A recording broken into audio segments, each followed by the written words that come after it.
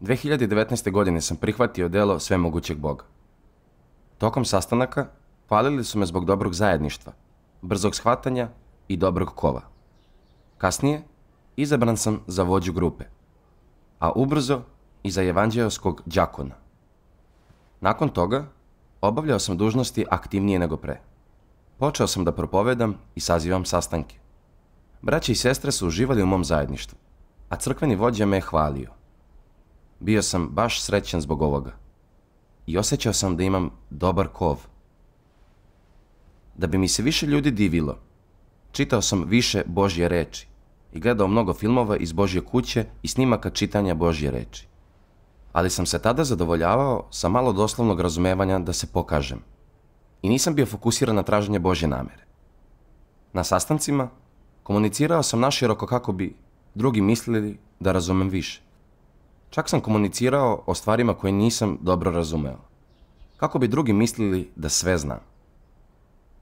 Također, da bi vođa imao lepšu sliku o meni, pravio sam se mnogo snažan. Na početku imao sam predstave o Božjem delu, ali sam mislio da ako ikome to kažem, moj vođa će misliti da ne razumem istinu. Pa sam namjerno krio svoje predstave od njega. Kao da sam nosio neku masku. Osoba koju su drugi vidjeli bila je privid. Ubrzo sam izabran za crkvenog vođu, zadužen za rad oko evanđelja. Da bi neko radio ovaj posao, morao je da ima kov, pronicljivost i radnu sposobnost.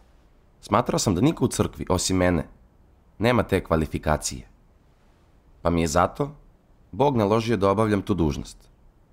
Zbog stalnih unapređenja, smatrao sam da sam drugačiji od ostalih, najmarljiviji u traženju istine. Neko koga Bog voli i komu je miljenik. Čak sam mislio da zbog takvog zaduženja imam pravo da odlučujem ko može da se pridruži crkvi, a ko ne. Polako sam postajao sve više nadmen i smatrao sam da sam iznad braća i sestara, da mogu da naređujem i da svi oni moraju mene da slušaju. Sa takvim mislima, saradnja sa ostalima je bila teška? Da. U radu crkve uvek sam hteo da sam odlučujem i imam posljednju reč, jer sam mislio da sam sposoban, da sam savladao načela i da ne moram da prihvatam savete ostalih. Gledao sam ih sa visine. Vođa grupe je bila prosečnog kova i koliko god da je dobro vršila dužnost, hteo sam da preuzmem njeno mesto. Na to sve smatrao sam braću i sestre svojim podređenima, koje mogu da orežem po želji. Na primjer, na jednom sastanku razmenjivali su mišljenje o svom propovedanju, a ja sam mislio da nisu to dobro radili, pa sam ih izgradio i rekao im šta bi trebalo da rade. Jedna sestra je imala svoj metod primjene u dužnosti, ali sam mislio da to ne radi dobro, pa sam je bez rasprave strogo orezao. Zato su se braće i sestre osjećali sputano? Da. Posle mi je ta sestra rekla da zbog negativnosti nije htjela da sarađujemo. Na jednom kasnijem sastanku vođa se raspitivao o teškoćama, pa mu je ona direktno ukazala na problem, rekavši da sam uvek orezivao druge, i to uvek na grub način. Još nekoliko njih je prijavilo da samovoljno orezujem ljude i razotkrili su moje nadmeno ponašanje. To ponašanje je tad već bilo ozbiljno. Tako je. Zapravo, neki od njih su mi već pominjali problem mog nadmenog ponašanja. Neki su smatrali da sam previše strog kad ih pitam o radu i porukama su govorili: brate, nije lepo da tako govoriš, svi će se osjećati negativno. Drugi su rekli: uvek se drugima obraćaš s visine, nikad ne stavljaš sebe u jednak položaj sa drugima. Pa neki od njih neće da pričaju s tobom, a drugi zbog toga ne žele više ovu dužnost. Nakon više njihovih prekora i orezivanja, moj ponos je bio uzdrman. Pre sam mislio da sam neko koga Bog voli i komu je miljenik, ali uvidevši kako su me braće i sestre odbacili, postao sam negativan. Bez svog ugleda i prestiža nisam bio motivisan. Svakog dana sam samo otaljavao posao. Nisam radio temeljno, niti sam pratio dužnosti drugih, niti rešavao probleme na koje su nailazili. Uopšte nisam mario za njihove potrebe. Kada je jedna sestra primetila da sam u lošem stanju, poslala mi je odlomak Božje reči. Bog kaže: otkako je Sotona iskvario ljudski rod, ljudska priroda počela je da se kvari i ljudi su postepeno izgubili razum koji imaju normalni ljudi. Više se ne ponašaju kao ljudska bića u svojstvu čoveka, već su puni suludih težnji, prevazišli su rang čoveka, a opet svejedno teže da se popnu još više. Na šta se to više odnosi? Žele da nadvise Boga, žele da nadvise nebo i sve ostalo. Šta je uzrok tome što ljudi otkrivaju takvu narav? Kada se sve sabere i oduzme, čovekova priroda je previše nadmena. Većina razume značenje reči nadmenost. To je pogrdan izraz. Ako neko otkriva nadmenost, drugi ga ne smatraju dobrom osobom. Kad god je neko izuzetno nadmen, drugi uvek pretpostavljaju da je zao čovek. Niko ne želi da mu prikače taj izraz.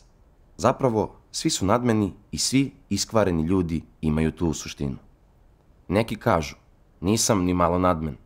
Nikada nisam želeo da budem arhanđeo, niti sam ikada želeo da nadvisim Boga, niti da nadvisim sve ostalo. Uvek sam bio neko ko je lepo vaspitan i poslušan. Ne mora da znači. Ove reči nisu tačne. Jednom, kada ljudi postanu nadmeni po prirodi i suštini, često su buntovni prema Bogu i opiru mu se. Ne obaziru se na njegove reči, stvaraju predstave o njemu i čine stvari koje im ga izdaju, kao i stvari koje njih same uzdižu i svedoče im. Kažeš da nisi nadmen, ali zamisli da ti je data crkva i da ti je omogućeno da je vodiš. Zamisli da te nisam orezivao i da te niko u Božjoj porodici nije kritikovao niti ti pomagao. Pošto bi je neko vreme vodio, naveo bi ljude da ti padnu pred noge i da ti budu poslušni, pa čak i da ti se dive i obožavaju te. A zašto bi ti to uradio? To bi bilo određeno tvojom prirodom. To bi jednostavno bilo prirodno otkrovenje. Nemaš nikakve potrebe da učiš to od drugih. Niti oni imaju potrebe da te podučavaju. Nisu ti potrebni drugi da te poduče, niti da te primoraju da to uradiš. Takva situacija prirodno nastaje. Cilj svega što radiš jeste da te ljudi uzdižu, da te hvale, obožavaju, budu ti poslušni i u svemu te slušaju. To što ti je omogućeno da budeš vođa prirodno rađa ovakvu situaciju i ona se ne može promeniti. A kako nastaje ta situacija? Određuje je čovekova nadmena priroda. Ispoljavanje nadmenosti je pobuna i otpor Bogu. Kada su ljudi nadmeni, uobraženi i samopravedni, teže tome da osnivaju sopstvena nezavisna carstva i da rade stvari kako im se prohte. I druge uzmu u svoje ruke i uvuku u svoje naručje. Sposobnost ljudi da čine tako nadmene stvari dokaz je da je suština njihove nadmene prirode zapravo Sotonina suština, suština arhanđela. Kada njihova nadmenost i uobraženost dostignu određeni nivo, u njihovom srcu za Boga mesta više nema i Bog biva skrajnut. Oni onda žele da budu Bog, teraju ljude da im se pokore i postaju arhanđeli. Ako imaš takvu sotonsku nadmenu prirodu, u tvom srcu za Boga nema mesta. Čak i ako veruješ u Boga, Bog te više neće prepoznati, smatraće te zlom osobom i eliminisaće te. Amin. Amin. Amin. Nakon čitanja, mislio sam na svoje dosadašnje ponašanje. Od kad sam postao vernik, braća i sestre su mi se divili i podržavali me. Rekli su da sam dobro kova. I bio sam par puta unapređen. Pa sam mislio da sam poseban i bolji od drugih. Moja nadmena priroda navela me je da mislim da sam neko ko je Božji miljenik. Osjećao sam da se izdvajam od drugih. Pa sam koristio položaj da grdim druge. Čak sam pokušao da ih kontrolišem i nateram da me slušaju. Ponašao sam se baš kao arhanđeo. Da. Mislio sam o sebi previsoko. Kad su me braća i sestre razotkrili, shvatio sam da nisam tako savršen kako sam mislio.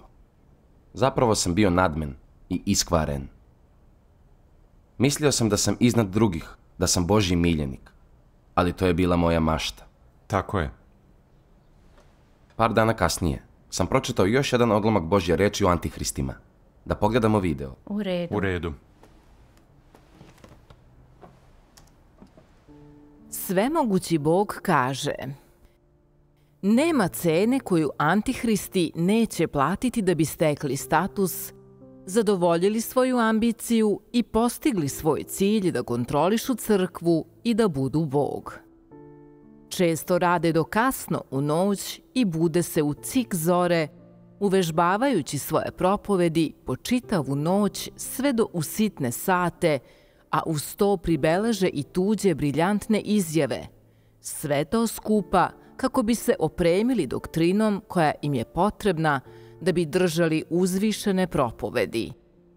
Svakodnevno razmišljaju o tome kako da upriliče ove uzvišene besede, premišljajući se koje Božje reči da odaberu, koje će to reči nadahnuti divljenje i veličanje među Božjim izabranim narodom, a onda te reči uče napamet. Zatim razmatraju kako da te reči protumače na način koji pokazuje njihovu pronicljivost i briljantnost. Da bi Božju reč zaista utisnuli u svoje srce, trude se da po nekoliko puta slušaju njegovu reč. Sve to čine uz svu prilježnost studenata koji se bore za svoje mesto na fakultetu. Kad neko drži dobru propoved ili neku koja donosi određeno prosvetljenje ili neku koja nudi određenu teoriju, Antihrist će ih prikupiti i objediniti i od njih napraviti sopstvenu propoved. Nema tog truda koji će Antihristu biti prevelik.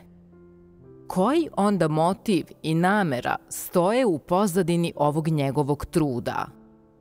Da bude u stanju da propoveda Božje reči, da ih govori jasno i s lakoćom, da njima tečno vlada, kako bi drugi mogli da vide kako je Antihrist od njih produhovljeniji, kako više ceni Božje reči, kako više voli Boga.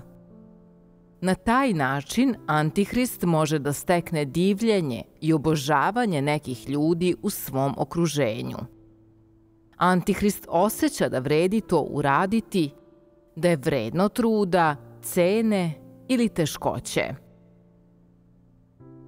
Suština ponašanja Antihrista sastoji se u tome da se neprekidno koriste raznim načinima i sredstvima da udovolje svojim ambicijama i željama, da ljude navedu na pogrešan put i uhvate ih u klopku, kao i da zadobiju visok status ne bi li ih ljudi sledili i obožavali.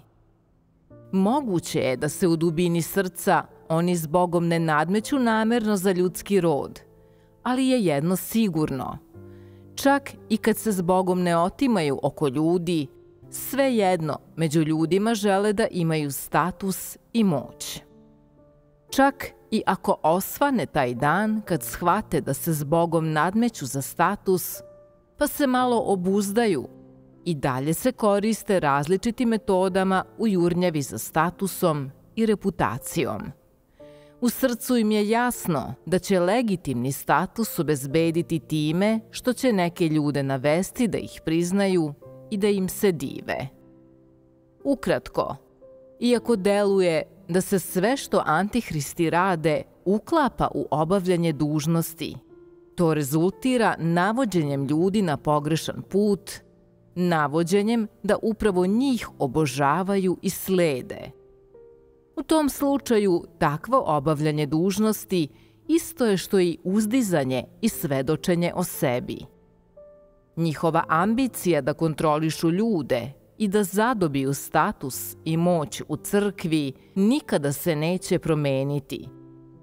Oni su potpuni antihristi. Amin. Amin. Bog kaže da se antihristi ne bili naveli druge da ih hvale i obožavaju, služe spoljašnom patnjom da obmanu ljude. Zar i sam nisam bio takav? Jurio sam slavu i status i radio sve da bi se drugi ugledali na mene. Puno sam čitao Božju reč, ostajao budan do kasno u noć. Htio sam da shvatim više doktrina, da bih se pravio važan pred drugima. Da. Shvatio sam da sam ispoljavao neke osobine antihrista, razotkrivenih u Božjoj reči. Osjećao sam da me je Bog osudio i bio sam posebno zabrinut. Ali se tada nisam usuđivao da kažem braći i sestrama svoje stanje. Iz straha da će me smatrati antihristom i proterati me. Tokom tog perioda, jedan antihrist je otkriven i proteran. Spolja je delovala kao da se daje za Boga i traži Božju reč da komunicira sa ostalima, ali ona sama je nije primenjivala. A kad neke stvari nisu bile u skladu sa njenim predstavama, poricala je novo Božje delo i ometala one koji istražuju istiniti put. Shvatio sam da sa njom imam nešto zajedničko. Na primjer, delio sam Božju reč sa braćom i sestrama, ali ja sam je nisam primjenjivao. Suočen sa teškoćama, rešavao sam ih oslanjajući se na sebe, umjesto na traženje Božje namere i primjenu istine. Uvideo sam svoje osobine slične ovom antihristu, kao i druge osobine antihrista razotkrivene u Božjoj reči. Zato sam se još više plašio da ću postati antihrist.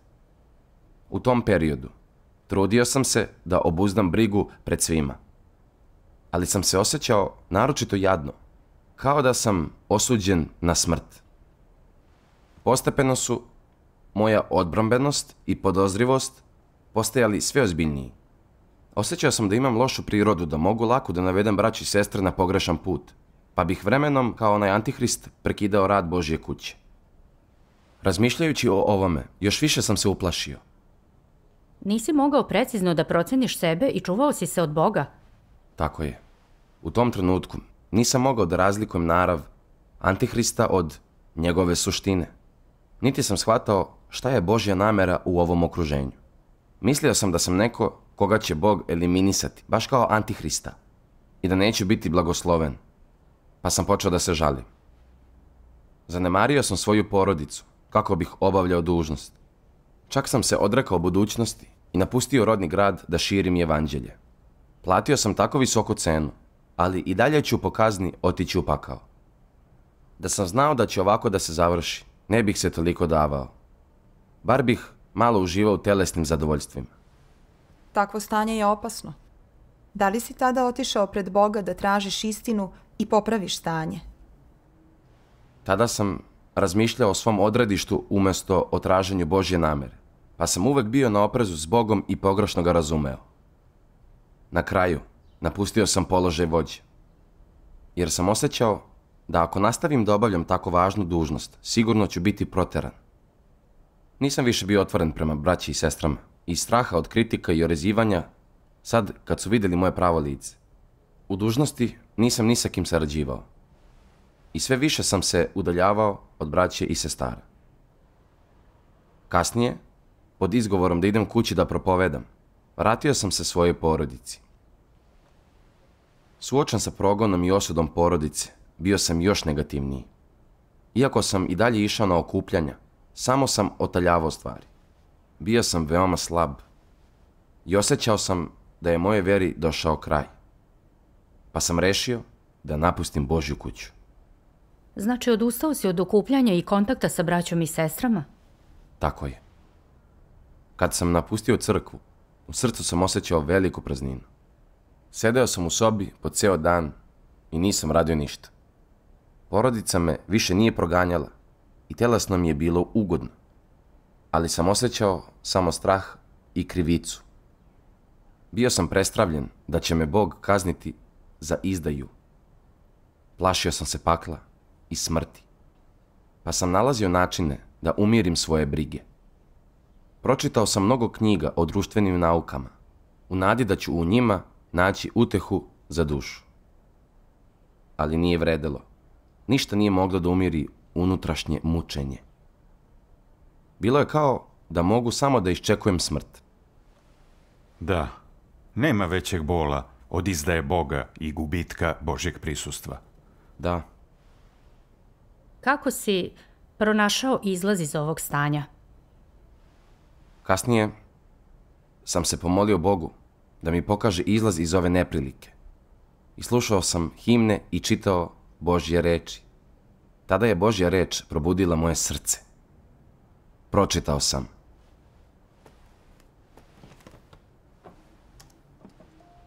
Svemogući Bog kaže: neki ljudi imaju narav Antihrista i često otkrivaju određene iskvarene naravi, ali istovremeno s takvim otkrivenjima razmišljaju o sebi, spoznaju sebe i u stanju su da prihvate i primenjuju istinu, pa se nakon nekog vremena u njima može opaziti promena. Oni su mogući predmeti spasenja. Ima onih koji, kada čitaju Božje reči, često stiču predstave i pogrešno razumeju, jer Bog razotkriva iskvarena stanja ljudi i u nekim svojim izjavama osuđuje ljude.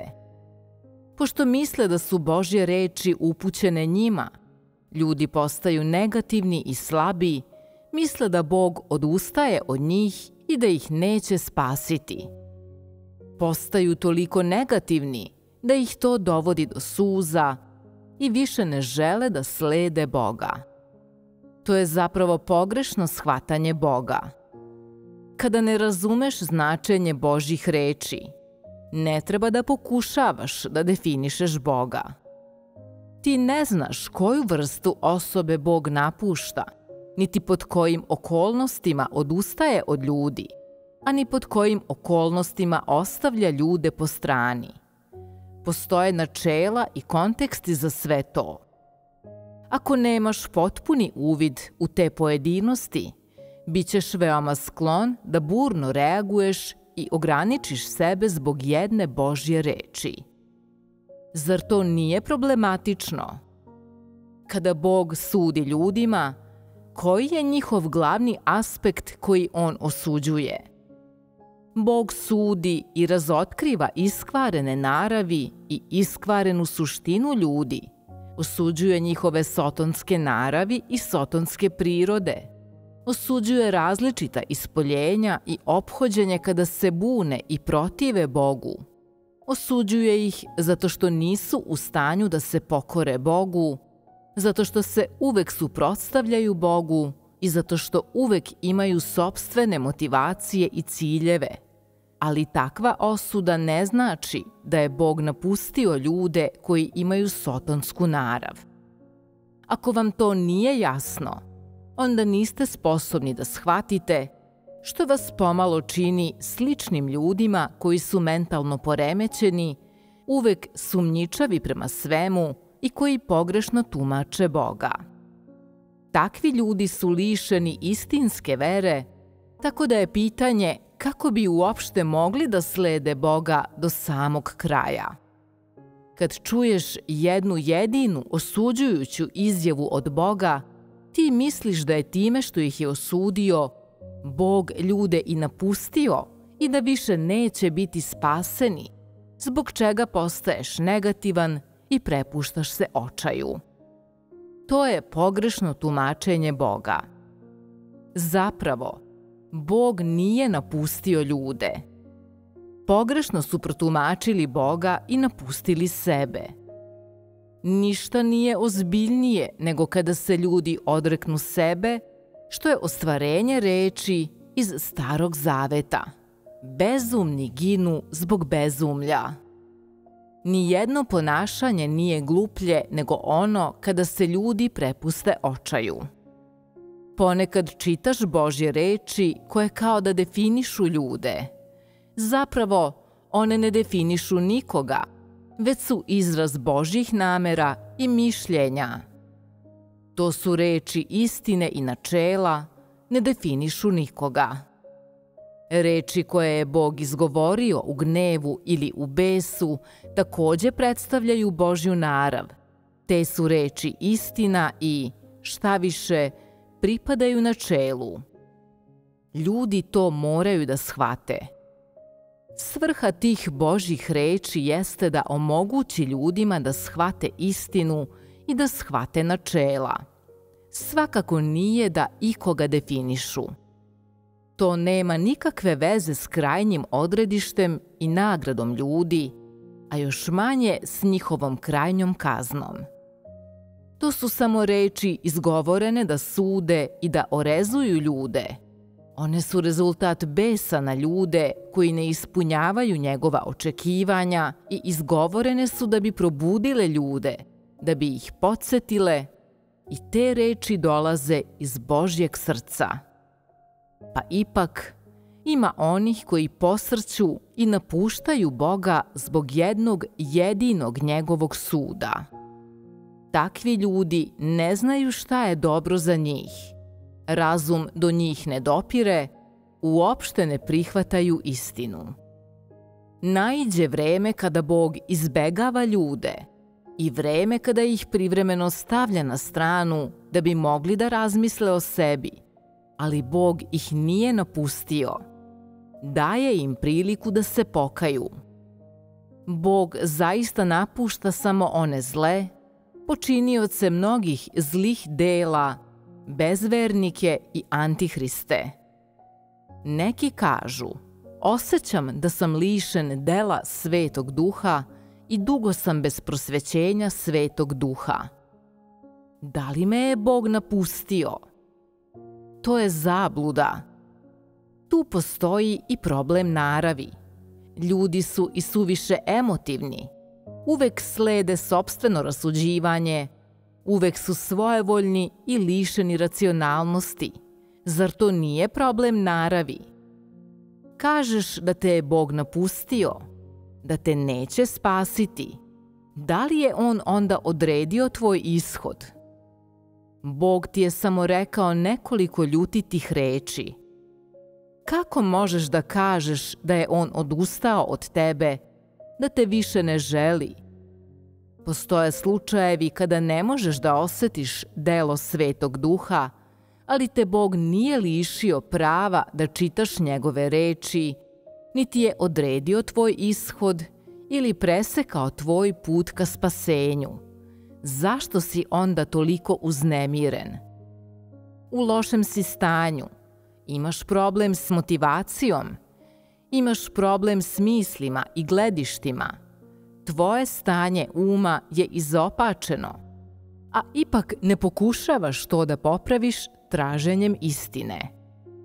Umesto toga, stalno pogrešno tumačiš i žališ se na Boga i prebacuješ odgovornost na njega, pa čak i kažeš: Bog me ne želi, tako da više ne verujem u njega. Zar nisi iracionalan? Zar nisi nerazuman? Amin. Amin. Božja reč se obratila mom srcu. Shvatio sam da me Bog nije uklonio, osudio, niti odredio moj ishod. Tačno. Zapravo je istina njegovih reči otkrila pogrešan put kojim sam pošao. Jer sam samo tako mogao da spoznam sebe. To je zapravo bila šansa za promenu. Da. Bila je. Božji sud, otkrivenje i orezivanje bili su zarad mog spasenja. Ali koristio sam sopstvene predstave i pogrešno sam razumeo Božju nameru. Video sam osudu u njegovom sudu i otkrivenju i mislio sam da ću biti eliminisan. Pogrešno sam verovao da me zbog mojih osobina Antihrista Bog sigurno nije želeo i da sam osuđen na propast.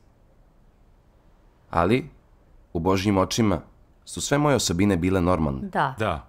Iako sam ispoljavao osobine naravi Antihrista, nisam došao do tačke da budem označen kao Antihrist. Bog želi da ukloni i kazni one koji imaju suštinu Antihrista. Oni se nikad ne kaju, jer je njihova priroda suština zla i istina im je odbojna i mrska. Da. Šta god da pogrešno urade, nikad ne priznaju i preduzimaju sve što je potrebno da zadrže prestiž i status. I dalje sam mogao da shvatim da sam previše iskvaren i da sam pogrešio, pa sam još mogao da se pokajem. Tako je. Samo sam imao narav Antihrista. Nisam bio Antihrist koji ne prihvata istinu. Baš tako. Hvala Bogu. Kad možeš da zauzmeš dobar stav, postoji način. Tako je. Ali u tom trenutku nisam razumeo Božju nameru i nisam poznavao ni Božju ljubav ni pravednost. Mislio sam, pošto me Bog ne želi, svaki trud bi bio uzaludan. Da ne uživam u svetovnim, telesnim zadovoljstvima, ne bih imao ništa. Prisjećajući se šta sam uradio, osjećam veliku sramotu. Mnogo puta sam se zakleo Bogu da ću ga celog života slediti. Ali kad sam prošao sud i razotkrivanje, postao sam negativan, poricao sam Božje spasenje, izgubio veru u Boga. I bez oklevanja sam se vratio u svet i tražio telesna zadovoljstva. Mogu li reći da imam savest? Sad kad sam shvatio Božju nameru, vratila mi se nada. Osjećao sam se kao da sam ustao iz mrtvih. Sve drugo u životu sam otpustio i počeo da razmišljam o Božjoj reči, da pevam himne, slušam recitacije Božje reči i tražim Božju nameru. Kao da sam iznova kretao putem vere u Boga. Hvala Bogu. Hvala Bogu. Još jednom sam primio Božju milost i osjetio sam Božje prisustvo. Postepeno sam našao unutrašnji mir i sreću, a osjetio sam i želju da se ponovo vratim crkvi. Međutim, nisam znao da li će me crkva prihvatiti. Molio sam se Bogu, tražeći od njega milost i spasenje. Nakon par nedelja, video sam još jedan odlomak, zbog kojeg sam bolje razumeo Božju nameru. Pogledajmo video. Važi. Svemogući Bog kaže: nekoliko godina nakon što je ova etapa dela otpočela, jedan je čovek verovao u Boga, ali nije tragao za istinom. Sve što je želeo bilo je da zaradi novac, nađe sebi partnera i da živi kao bogat čovek, pa je stoga napustio crkvu. Pošto je nekoliko godina lutao unaokolo, jednog dana se neočekivano vratio. U srcu je osjećao užasno kajanje i neizrecivo gorko je plakao. To je bio dokaz da njegovo srce nije u potpunosti napustilo Boga, što je dobro. Još uvek je imao priliku i mogao je da se nada spasenju. Da je prestao da veruje i da je postao isti kao nevernici, s njim bi zauvek bilo svršeno. Ako je u stanju da se iskreno pokaje, za njega još uvek ima nade. To je nešto veoma retko i dragoceno. Bez obzira na to kako Bog postupa i kako se odnosi prema ljudima, čak i ako ih mrzi, ako mu se gade ili ih proklinje, ako su ljudi u stanju da jednoga dana naprave preokret, to će za mene biti veoma utešno, jer će značiti da oni u svom srcu još uvek čuvaju malo mesta za Boga, da nisu potpuno izgubili ljudski razum ni vlastitu ljudskost, da još uvek žele da veruju u Boga i da barem donekle imaju nameru da ga priznaju i da mu se vrate.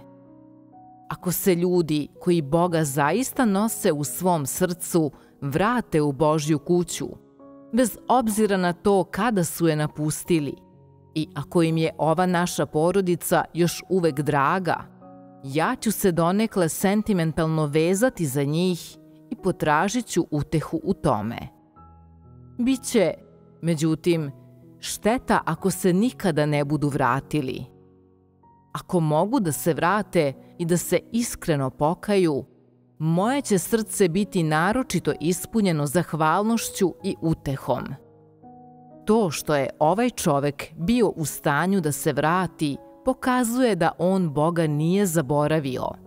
Vratio se zato što je u svom srcu i dalje žudeo za Bogom. Naš susret bio je veoma dirljiv. Kad je otišao, sigurno je bio prilično negativan i u lošem stanju, ali ako je sada bio u stanju da se vrati, to je dokaz da još uvek veruje u Boga. Ne može se, međutim, znati da li će on nastaviti tim putem, jer ljudi se tako brzo menjaju. U doba blagodati, Isus je bio milostiv i blag prema ljudima. Kad bi se jedna od 100 ovaca izgubila, on bi ostavio preostalih 99 i krenuo u potragu za tom jednom izgubljenom ovcom. Ta metafora ne predstavlja nekakvu mehaničku radnju, niti propis, Ona pokazuje urgentnu Božju nameru da ljudima podari spasenje, kao i njegovu veliku ljubav prema njima. To nije način delovanja, već svojevrsna narav i mentalitet. Tako, na primer, neki ljudi napuštaju crkvu na 6 meseci ili godinu dana, prolaze kroz brojne slabosti ili pate od ko zna koliko zabluda, ali su ipak u stanju da se kasnije vrate u stvarnost, da steknu znanje, naprave preokret i vrate se na pravi put, što je za mene naročito utešno i vraća mi tračak uživanja. U ovom svetu veselja i sjaja, u ovom dobu zla, sposobnost priznavanja Boga i vraćanja na pravi put predstavlja nešto što je prilično utešno i uzbudljivo. Uzmite, na primer, odgajanje dece. Bez obzira da li vaša deca prema vama pokazuju poštovanje ili ne, kako biste se osjećali kad vas ona ne bi priznavala i kad bi otišla od kuće da se više nikad ne vrate? U dubini duše, vi biste i dalje brinuli o njima i stalno biste se pitali: kad će mi se sin vratiti? Želeo bih da ga vidim. Na kraju krajeva, sin mi je, nisam ga valjda uzalud odgajao i voleo toliko. Oduvek ste tako mislili i oduvek čeznete da taj dan već jednom svane. U tom pogledu svi isto osjećaju, a o Bogu i da ne govorimo. Zar se on još jače ne nada da će zalutali ljudi pronaći put za povratak kući, da će se izgubljeni sin vratiti? Današnji ljudi su malog rasta, ali doći će dan kad će oni razumeti nameru Božju, osim ako uopšte nemaju sklonosti ka pravoj veri i ako nisu bezvernici, a u tom slučaju oni i ne zavređuju da Bog o njima brine. Amin. Amin. Nakon čitanja bio sam posebno ganut. Osjećao sam se kao da mi se Bog direktno obraća. Baš kao kad majka priča s detetom. Bog me je utešio kad sam osjećao najveći očaj, dao mi je nadu i dao da vidim da je njegova ljubav prema ljudima stvarna. Da. Shvatio sam da Bog ne osuđuje niti ubija ljude proizvoljno. Bog se ovaplotio da bi spasao ljudski rod. Jeste. Bog me nikad nije napustio kao što sam mislio. Zapravo mi je samo sudio i otkrio moju iskvarenu narav i moj pogrešan put, što su bili Božja pravednost kao i način da me promeni. Baš Baš tako. tako. Bog je čekao da se pokajem, ali bio sam pun predstava o Bogu i pogrešno sam ga razumeo. Video sam Božji sud i spasenje kao uklanjanje i kaznu. Nisam razumeo Božju nameru, niti sam bio pokoran. Uvek sam zauzimao ličan stav i svoje mišljenje smatrao istinom. Da. Iako sam bio buntovan, Bog je znao šta mi nedostaje i gdje ću posrnuti i doživjeti neuspjeh. Korak po korak, Bog me je vodio dok nisam povratio razum. Uvideo sam da je Božja namera da spase ljude iskrena. Baš tako. Sve dok se ljudi drže njegovog imena i puta, Bog će uvek pružati ruku spasenja. Da. Bog nas voli više nego što sam mislio. Bog je odgovoran za svačiji život. Hvala Bogu. Znao sam da za mene nije prekasno ako se iskreno pokajem. I dalje sam mogao da promenim iskvarenu narav i da budem spasen. Da. Čim sam shvatio Božju nameru, moje stanje pogrešnog razumevanja se preokrenulo. Hvala Bogu. Božja ljubav prema ljudima je velika. Bog se uvek nada da možemo da se promenimo i ne prestaje da nam nudi spasenje. Da, hvala Bogu. Hvala Bogu. Kasnije, pročitao sam još jedan odlomak koji mi je omogućio da donekle razumem značaj Božjeg dela suda. Pogledajmo video. Odlično. Svemogući Bog kaže: Bog vam danas sudi. prekoreva vas i osuđuje vas, ali ti moraš da znaš da si osuđen zato da bi mogao da spoznaš sebe. On osuđuje, proklinje, sudi i prekoreva zato da bi ti mogao da spoznaš sebe, da bi se tvoja narav promenila i, šta više, da bi mogao da spoznaš koliko vrediš, da bi shvatio da su svi Božji postupci pravedni i u skladu sa njegovom naravi i sa zahtevima njegovog dela, da on dela u skladu sa svojim planom za spasenje čoveka i da je on pravedni Bog koji čoveka voli, spasava ga, sudi mu i prekoreva ga.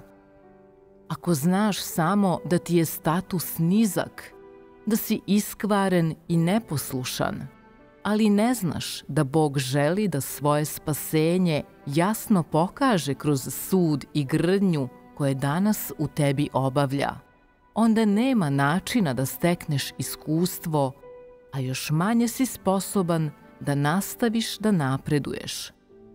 Bog nije došao da bi ubijao i uništavao, već da bi sudio, proklinjao, grdio i spasavao. Pre no što njegov 6000-godišnji plan upravljanja bude priveden kraju, pre nego što on otkrije kakav ishod čeka svaku od kategorija ljudi, Božje delo na zemlji obavljaće se zarad spasenja. Svrha tog dela je isključivo u tome da one koji ga ljube upotpuni, i to temeljno, i da ih natera da se potčine njegovoj vlasti. Bez obzira na to kako Bog spasava ljude, sve se to postiže tako što oni bivaju primorani da se otrgnu od svoje stare đavolske prirode. Drugim rečima, on ih spasava tako što ih primorava da tragaju za životom. Ako to ne učine, oni onda ni na koji način neće moći da prihvate Božje spasenje. Spasenje je delo samoga Boga, dok je traganje za životom nešto što čovek mora da preduzme kako bi prihvatio spasenje. U očima čoveka, spasenje je ljubav Božja, a ljubav Božja ne može biti grdnja, sud i kletve. Spasenje mora u sebi sadržati ljubav, saosećanje i, ponajviše, reči utehe, kao i bezgranične blagoslove koje Bog daruje. Ljudi veruju da Bog, kada spasava čoveka, to čini tako što ga dirne svojim blagoslovima i blagodatima, kako bi čovek svoje srce mogao predati Bogu. Drugim rečima, kada on čoveka dirne, time ga on spasava. Ovakvo spasenje se, dakle, obavlja sklapanjem dogovora. Tek nakon što ga Bog stostruko daruje zauzvrat, čovek pristaje da se potčini pred imenom Božjim, trudi se da mu čini dobro i da ga ovenča slavom. To nije ono što Bog namerava da učini s ljudskim rodom. Bog je na zemlju došao da dela kako bi spasao iskvareni ljudski rod. Tu nema nikakve neistine. Jer da ima, onda on zasigurno ne bi došao da lično obavi svoje delo. U prošlosti, njegovi načini spasavanja podrazumevali su pokazivanje krajnje ljubavi i saosećanja u toj meri da je on sve svoje dao Sotoni u zamenu za čitav ljudski rod. Sadašnjost nema nikakve sličnosti sa prošlošću. Spasenje koje vam je danas darovano dešava se u vreme posljednjih dana, tokom kojih svako biva klasifikovan prema svojoj vrsti. Sredstva za tvoje spasenje nisu ljubav ili saosećanje, već grdnja i sud, a sve je to u cilju što potpunijeg čovekovog spasenja. Prema tome, iako primate jedino grdnju, sud i nemilosrdne udarce, znajte ovo. U tim bezdušnim udarcima nema ni trunke kazne. Ma koliko moje reči bile oštre, ono što vas je zadesilo jeste svega par reči koje vam se možda mogu učiniti krajnje bezdušnim i ma koliko sam ja možda ljut, kišu koja se na vas sručila i dalje čine reči učenja, a ja ne želim ni da vam naudim, niti da vas ubijem. Zar sve ovo nisu činjenice? Znajte da sve što se danas čini, bilo da je reč o pravednom sudu ili o bezdušnom oplemenjivanju i grdnji, ima za cilj jedino vaše spasenje.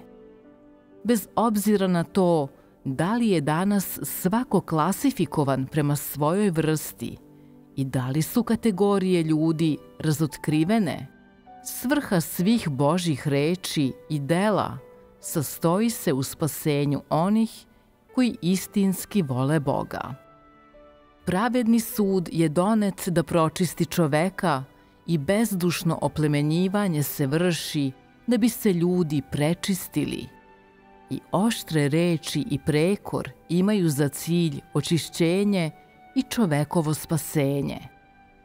Amin. Nakon čitanja, uvideo sam da ne razumem Božje delo suda. Kad sam tek prihvatio Božje delo, uživao sam u mnogo Božje ljubavi, milosti i prosvećenja Svetog Duha. Zadovoljavao sam se uživanjem u tome. Mislio sam da sam beba u Božjim rukama, neko koga Bog voli, da sam poseban i savršen i da mi Bog neće strogo suditi. Zato sam, kada su stroge Božje reči razotkrile moje buntovništvo, moj otpor i narav Antihrista, mislio da će me Bog eliminisati, ali nisam stvarno razumeo Božju nameru. Sotona je duboko iskvario ljude. Samo bi Božji strogi sud i grdnja mogli da promene iskvarenu narav ljudi i u potpunosti na spasu Sotonine vlasti. Tako je. Bio sam tako iskvaren da sam postao oličenje Sotone i bili su mi potrebni Božji strogi sud i orezivanje, jer bi mi samo to omogućilo da vidim ružno lice svoje iskvarenosti koju je izazvao Sotona. Da. I tek tad bih mogao da se pobunim protiv Sotone. Istina. Bez toga, i dalje bih mislio da sam savršen i da me Bog voli, a onda nikad ne bih tražio istinu i preispitivao se. Išao bih pogrešnim putem Antihrista sve do smrti. Da. Verovao sam u Boga, ali sam želeo samo da me Bog razmazi, da zauvek uživam njegovu milost i blagoslove. Kako bi takvog Bog mogao da me pročisti? Nikako. Moje neznanje i sebičluk zaslepili su me da ne vidim ljubav i blagoslove u Božjem delu suda. Tako da sam pogrešno razumeo Boga i okrenuo se protiv njega. Platio sam visoku cenu zbog svog neznanja i sebičluka. Da. Kad sam shvatio veliki značaj Božjeg dela suda, imao sam samopouzdanja da ponovo sledim Boga. Jer sam shvatio da je, bez obzira na to da li je u skladu sa mojim predstavama, Božje delo imalo za cilj da me pročisti. Imalo je za cilj da me potpuno spasi od Sotonine vlasti. Sud i grdnja su najbolji način da Bog spase ljudski rod. Tačno. Baš tako. Iako iskustvo suda u nama izaziva patnju, omogućava nam da dođemo pred Boga, preispitamo se i pokajemo. Koliko god da je bolno, na kraju dođe do promene. Od koristi nam je i to je blagoslov od Boga. Jeste. Hvala Bogu. Posle sam, čitajući Božje reči, shvatio. Bog je želeo da budem istinsko stvoreno biće, da prihvatim njegovu suverenost i opskrbu, da ispunim svoju dužnost, spoznam ga i svedočim o njemu. Zapravo, imao sam isti status kao moja braća i sestre. Samo zato što mi je Bog dao određeni dar ili talenat, ili priliku da služim kao vođa. To nije značilo da sam po svom statusu viši od njih.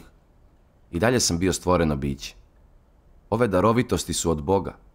Pa ne treba da se pravim važan. Trebalo je da usmerim svoj trud na valjano vršenje dužnosti i postanem valjano stvoreno biće. Tako Hvala je. Bogu. To bi bila mudra odluka. Svakako bi bila. Kad sam shvatio sve ovo, imao sam put primene i osjetio sam olakšanje. Hteo sam da požurim nazad u crkvu i nastavim sa dužnostima. Ovog puta, moja odlučnost da sledim Boga u dužnosti bila je jača. Obrisao sam sve sa računara i telefona što nema veze s verom u Boga. I rešio da nastavim da sledim Boga. Hvala Bogu. Par dana kasnije sam se vratio u crkvu i nastavio da propovedam. To je Hvala divno. Bogu. Hvala Bogu. Ovog puta sam krenuo ispočetka i svesno sarađivao sa braćom i sestrama. Kada bih naišao na problem, pitao bih njih za mišljenje i predloge i pitao ih da učestvuju. Više nisam odluke donosio sam. I nisam nametao svoje gledište braći i sestrama. Već sam im davao savete i sarađivao s njima da pronađu dobar put primene. Takođe, nisam hteo da se razmećem da bi se ugledali na mene, niti sam hteo da ih kontrolišem. Više nisam želeo moć. Umesto toga, naučio sam da tražim istina načela sa njima. Ovakvom primenom imao sam duboki osjećaj mira, a ranije to nisam osjećao. Hvala Bogu. Sad je moj odnos sa braćom i sestrama mnogo lakši i oni su voljni da sarađuju sa mnom. Veoma sam zahvalan Bogu za ovu priliku da krenem ispočetka. Hvala Bogu. Zaista osjećam da samo Božje reči mogu da promene moju iskvarenu narav i težnju za statusom. Samo mi one mogu omogućiti da budem stvoreno biće, da sarađujem sa braćom i sestrama u dužnosti i proživim ljudsko obličje. Kroz celo ovo iskustvo koje sam prošao, okusio sam Božju ljubav i donekle shvatio svoju iskvarenu narav, a imam i jasan uvid u Božje delo, kao i veću veru u Boga. Hvala Hvala Bogu. Hvala Bogu. Zaista osjećam da Božji sud nema za cilj da uništi ljude, već kao što Božja reč kaže, Božja grdnja i sud predstavljaju svetlost, i to svetlost spasenja čovekovog, te za čoveka nema boljeg blagoslova, blagodati ni zaštite. Amin. Amin. Moja priroda je bila previše nadmena, a sotonska narav preozbiljna. Pa je Bog morao da koristi strogi sud i grdnju, da me pročisti, promeni i izvede na pravi put. Zahvalan sam mu što me je spasao. Hvala Hvala Bogu. Bogu. Ovo je tako divno iskustvo.